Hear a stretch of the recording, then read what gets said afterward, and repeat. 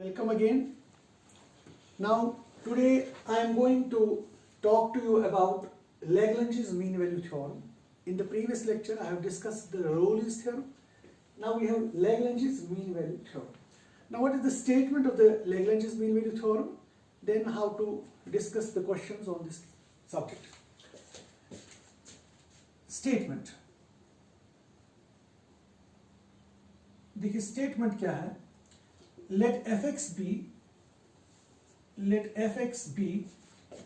a real valued function.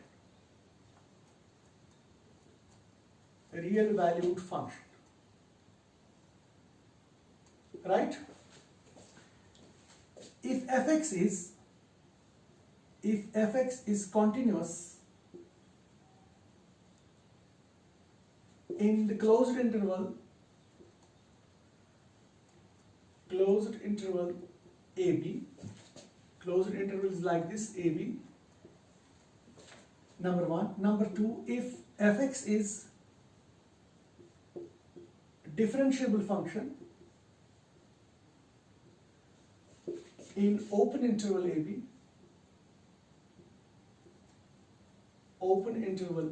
like this. Only two conditions. In the Rolle's theorem there were three conditions.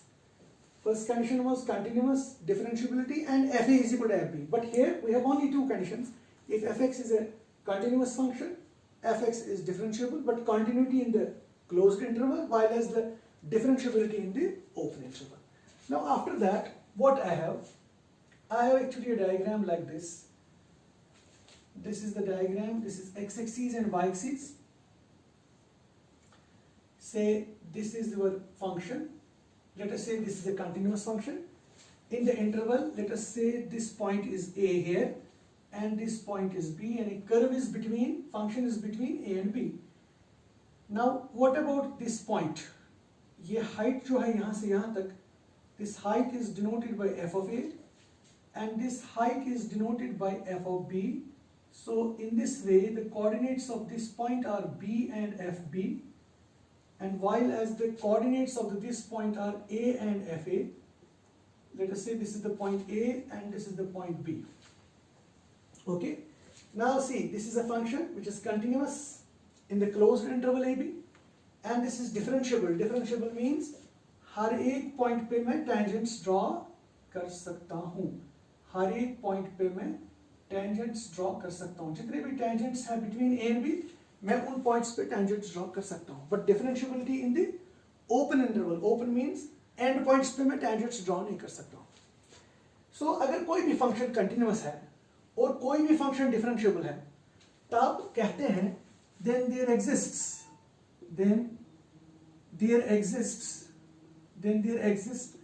Eight least one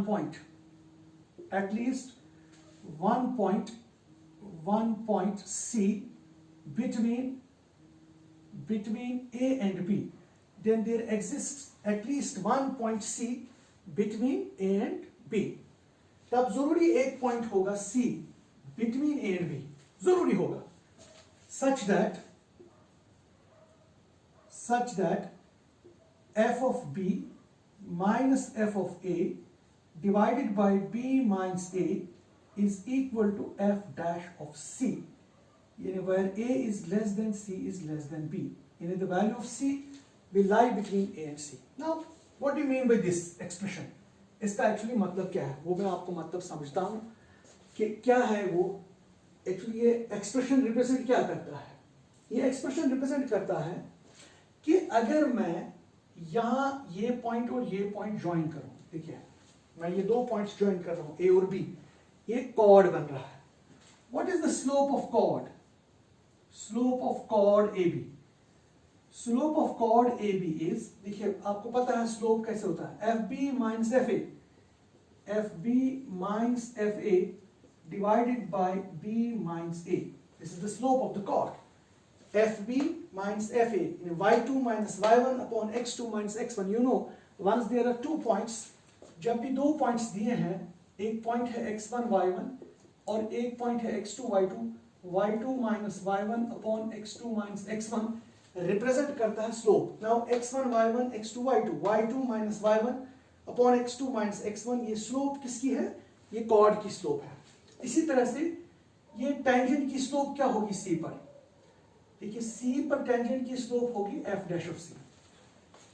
tangent की slope represent करते हैं differentiation से, सो f dash x will be the slope of all the tangents, but I need the tangent at the point c, so slope at the c is f dash of c, so f dash of c is the slope of the tangent. Now tangent is parallel to the chord, जब tangent और chord आपस में parallel है तब इनकी slope क्या होनी चाहिए? Same, यानी fb minus fa divided by b minus a must be equal to f dash of c. What do you mean by fb minus fa divided by b minus a is equal to f dash of c? f dash of c होता है tangent की slope, tangent की slope, और ये है cord की slope, ये cord की स्लोप है, यानी slope of chord and slope of tangent are same. जब स्लोप ऑफ कॉर्ड और स्लोप ऑफ टेंजेंट सेम है, हम कंक्लूड करते हैं कि tangent is parallel to the chord. So that means in general tangent is parallel to chord. कब tangent parallel to chord होगा? कब टेंजेंट होगा पैरेलल टू द कॉर्ड? जब आपके पास कोई भी रियल वैल्यूड फंक्शन हो, और अगर वो कंटिन्यूअस है इन द क्लोज्ड इंटरवल, और अगर वो डिफरेंशिएबल है इन द ओपन इंटरवल। अगर वो कंटिन्यूअस भी है और डिफरेंशिएबल भी है, तब जरूरी उस कर्व के ऊपर एक टेंजेंट होगा जो कि इस कॉर्ड को पैरेलल होगा, right? But what was the Rolle's theorem? Rolle's theorem state कर रही थी कि tangent is parallel to the x axis. वो क्यों था tangent is parallel to the x axis? क्योंकि उस वक्त कर्व ऐसे थी, कर्व इस तरह से थी कि ये हाइट और ये हाइट भी वहां बराबर थी, यहां ये हाइट और ये हाइट बराबर नहीं है, यहां ये हाइट्स डिफरेंट है, इसलिए। लेकिन वहां क्या था? वहां FP और FA बराबर है। जब FP और FA बराबर है तब टेंजेंट जो था वो एक्स एक्सिस को पैरेलल था। टेंजेंट की स्लोप यही थी f डैश c जो यहां है, but that tangent was parallel to the x axis. X axis की स्लोप 0 है, तो हम लिखते हैं f dash of c is equal to 0। किस केस में? रोल्स थ्योरम में। सो रोल्स थ्योरम में है tangent is parallel to x axis, that is f dash c is 0. But in the mean value theorem, Lagrange's mean value theorem, tangent is parallel to the chord. That means tangent की slope और chord की slope आपस में बराबर है। वही मैंने लिखा, tangent की slope और chord की slope आपस में बराबर है, इसलिए हम conclude कर सकते हैं कि tangent is always parallel to the chord when it is a continuous function, when it is a differentiable function, right? This is now. See the example. देखो मैंने मीन वैल्यू थ्योरम पर एक एग्जांपल ले ली। Example क्या है इसको हम थोड़ा सा देखते हैं। Verify mean value theorem for fx is equal to x square minus 4x minus 3 in the interval ab, but a is 1 and b is 4, यानी function is from a to 4, a to b, but a is 1 and b is 4, that is from 1 to 4। यानी इस तरीके से है। Suppose मैं थोड़ी सी एक diagram बनाना चाहता हूँ, just it's a rough diagram, ये एग्जैक्टली डायग्राम नहीं है। 1 तो यहाँ आएगा, 4 तो यहाँ आएगा, और हमारी जो कर्व होगी वो ऐसे है from 1 to 4। Suppose this is the curve, right? Now see, क्या ये कंटिन्यूअस फंक्शन है? First of all we have to check whether fx is continuous और नॉट। हम लिखेंगे fx is continuous because in the interval 1 and 4, इस वक्त 1 and 4 है, because 1 and 4. It is continuous in the closed interval because it is a polynomial and every polynomial is a continuous function. Now, second thing, fx is differentiable. fx is differentiable. क्या ये differentiable है? Yes, because it is a polynomial, it is a differentiable also. और इसकी differentiation भी हम करते हैं, f dash of x is equal to 2x minus 4. बस हमें दो ही कंडीशंस चेक करनी है। रोल्स थ्योरम के लिए हमें 3 कंडीशंस चेक करनी पड़ती थी, लेकिन रोल्स थ्योरम के लिए 3। अब जो ये हमारा है मेन वैल्यू थ्योरम, उसके लिए तो सिर्फ दो ही कंडीशन सेटिस्फाई होनी चाहिए, और दोनों कंडीशन सेटिस्फाई हो गए कि ये फंक्शन कंटिन्यूअस भी है और ये फंक्शन डिफरेंशिएबल भी है। अब क्या होगा? अब जरूरी इस कर्व के ऊपर एक पॉइंट होगा, जब उस पॉइंट पे हम टेंजेंट ड्रॉ करेंगे, वो टेंजेंट इस कॉर्ड को यानी AB कॉर्ड को पैरेलल होगा, वो इसको पैरेलल होगा, AB कॉर्ड को पैरेलल, राइट? देखिए कैसे मैं लिखूंगा, therefore there exists, this means there exists at least one point C, एक से ज्यादा भी हो सकते हैं, मैं डायग्राम बनाऊंगा, at least one point C such that f of b, but it's f of 4 minus f of 1 divided by 4 minus 1 is equal to f dash of c. Because आपने अभी देखा कि F B minus F A divided by B minus A is equal to F dash of C, वो तो आपने अभी देख लिया। अब b की जगह क्या है, b की जगह 4 है, हो गया f4 माइनस एफ ए की जगह 1 है, हो गया f1 divided by 4 minus 1 because 4 minus 1 is f dash of c. Now can you find f4? Yes, I will put directly x is equal to 4 here. So I will get f4. So what is f4? f4 will be equal to 16 minus 3, that is minus 3. And what is f1? अब मैं 1 डालता हूँ इसी में. So 1 minus 4 minus 3, that is 1 minus 7 which is minus 6. हो गया f4 भी आ गया, f ये भी आ गया। अब हम f dash of c देखते हैं। What is f dash of c? f dash of c is 2c minus 4. f dash of c, x की जगह c लगाया तो इधर हो गई। देखिए f dash c का वैल्यू भी पता है, f4 का वैल्यू भी पता है, f1 का वैल्यू भी पता है, 4 minus 1 तो 3 हो गया।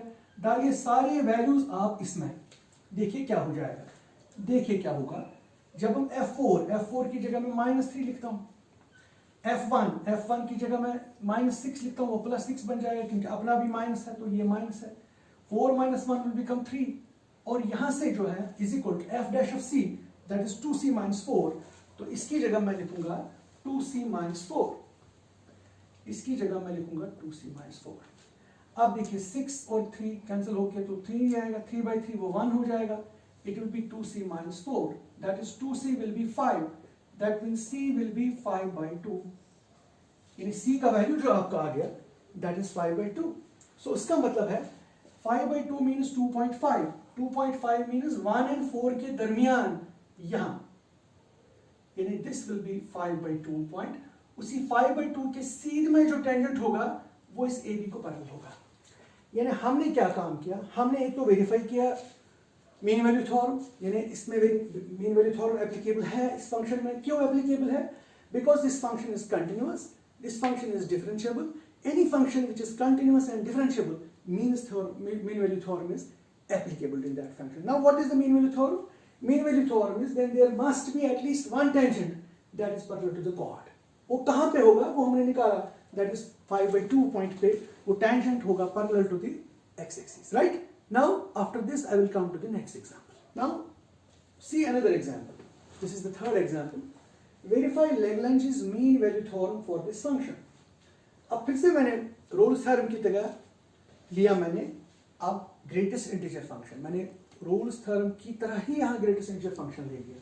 क्या मैं लिख सकता हूँ fx इज कंटिन्यूअस? fx क्या कंटिन्यूअस है इस इंटरवल में? देखिए इस इंटरवल में -2 से लेकर +2 तक यहाँ -1 आ जाएगा, यहाँ 0 आ जाएगा, फिर 1 आ जाएंगे, और भी पॉइंट्स होंगे यहाँ यहाँ यहाँ यहाँ और भी पॉइंट्स होंगे, लेकिन इन पॉइंट्स के अंदर कुछ इंटीजर्स भी इन्वॉल्व हैं। -1, 0 एंड 1 जो है इंटीजर्स वो भी इन्वॉल्व है, लेकिन हमने ऑलरेडी देखा है ग्रेटेस्ट इंटीजर फंक्शन कंटिन्यूअस नहीं है इंटीजर्स पे। सो fx is not continuous at the points x is equal to -1, 0 and 1 which belongs to the interval जो कि बिलोंग करते हैं -2 से लेकर 2 तक, जो इस इंटरवल में लाई करते हैं, ये सारे वैल्यूज इस इंटरवल के अंदर लाई कर रहे हैं। That means this function is not continuous at the point -1, 0 and 1 which belongs to this interval. That means fx is not continuous in the interval. That means fx is not continuous in the interval -2 and 2, right? Therefore first condition of mean value theorem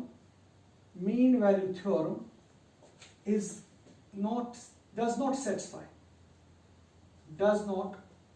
satisfy, right?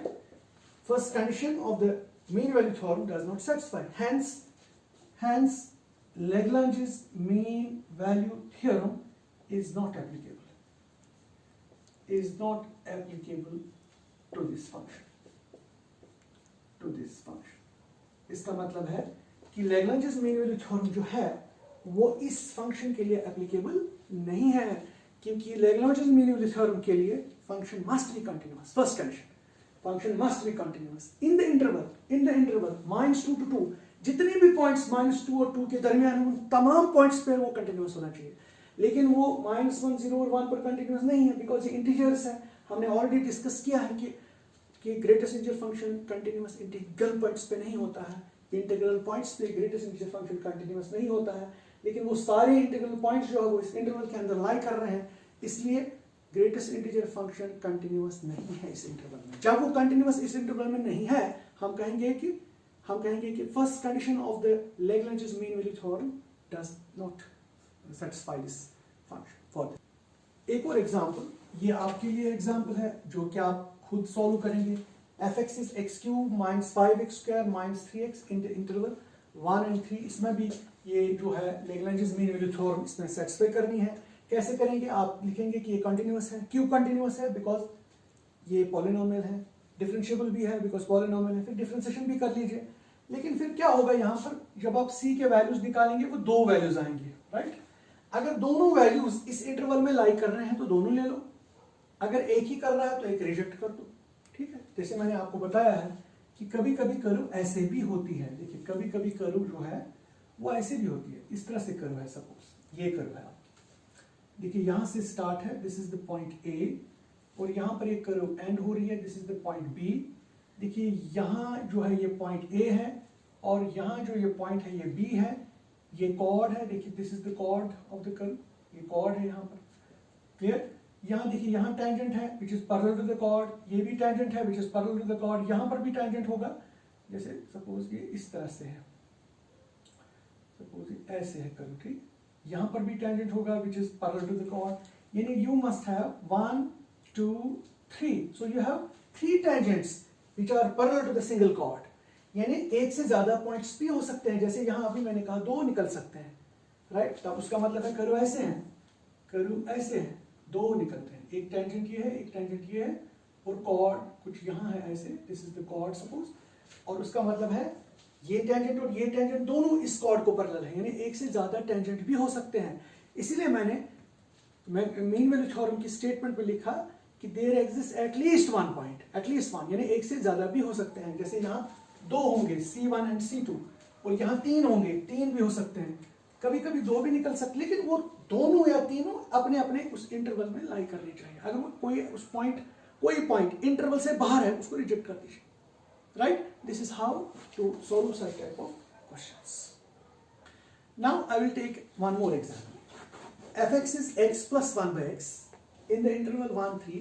I have to verify the Lagrange's mean value theorem, LMV, Lagrange's mean value theorem, short मैंने form में लिखा है।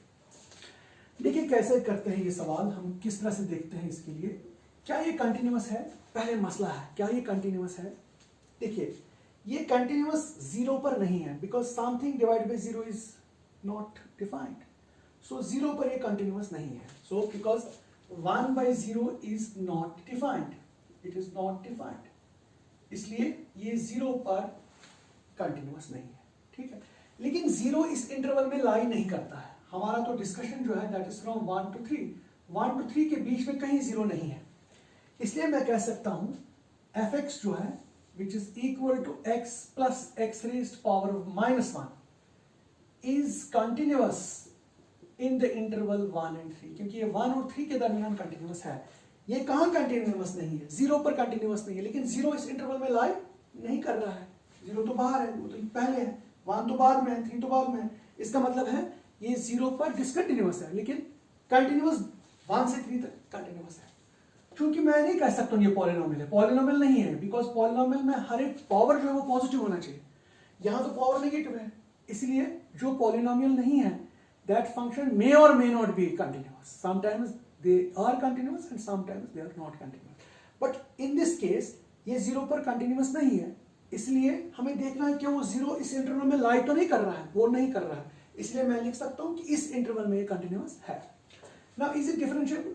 निकालिए इसकी differentiation. f dash of x is equal to, इसकी differentiation 1, और ये इसका हो गया -1 down, x raised power -2. That means f dash of x is equal to 1 minus 1 by x square. ये इसकी डिफरेंशिएशन हो गई, राइट। ये मैंने डिफरेंशिएशन करके रखी, यानी इट इज डिफरेंशिएबल आल्सो। हाँ, अब ये कहाँ डिफरेंशिएबल नहीं है, जब मैं फिर से x का वैल्यू 0 लगाता हूँ, 1/0 इज नॉट डिफाइंड, राइट, यानी इसकी डिफरेंशिएशन कहाँ पॉसिबल नहीं है, 0 पर, लेकिन 0 फिर से इस इंटरवल में लाई नहीं कर रहा है, इसलिए it is differentiable. So therefore f(x) is differentiable in the interval 1 and 3, वो इस इंटरवल में डिफरेंशिएबल है। ये भी एक पॉइंट पर डिफरेंशिएबल नहीं है, वो 0 है, लेकिन वो 0 इस इंटरवल में लाई नहीं कर रहा है, because we are discussing the Lagrange's mean value theorem for this particular function in the particular interval that is 1 and 3.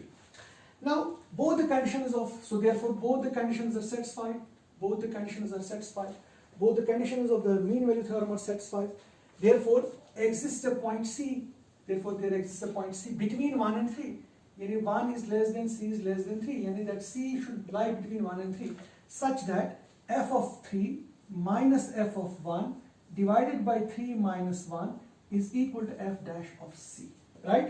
Now fc, because असल में है a और b, fb minus fa divided by b minus c, mean value theorem.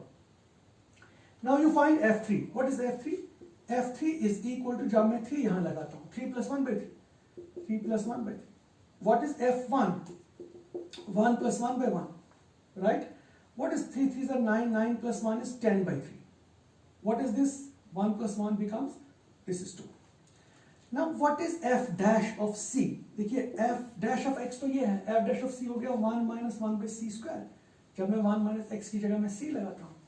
अब ये सारे चीजें मैं इधर डालता हूँ। What is f3? f3 is 10 by 3 minus f1 is 2 divided by 3 minus 1 is again 2 and f dash c is 1 minus 1 by c square।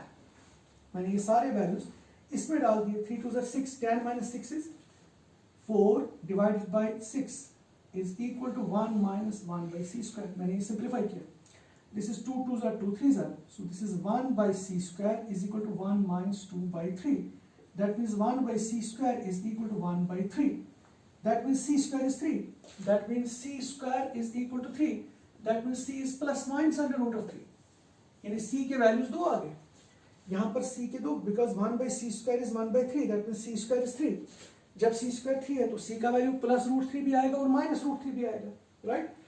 Plus root 3 होता है 1.7 या माइनस 1.7, ओके, बट 1.7 और माइनस 1.7 इस इंटरवल में लाई करता है, लेकिन माइनस 1.7 इस इंटरवल में लाई नहीं करता है, तो मुझे माइनस वाला साइन रिजेक्ट करना है, so I have to take only c is equal to root 3, so c is only root 3। So किस पॉइंट पे टेंजेंट होगा parallel to the chord, that will be at root 3 but not minus root 3 भी आ गया, लेकिन हमें वो reject करना है because we are discussing function in the interval 1 and 3। So 1 and 3 के दरमियान जो वैल्यू इन दो वैल्यू में लाई करता है, वो यहाँ अगर दोनों होते तो हम दोनों वैल्यूज लेते, इसलिए हमें सिर्फ एक ही वैल्यू लेना है which is c is equal to root of 3, right.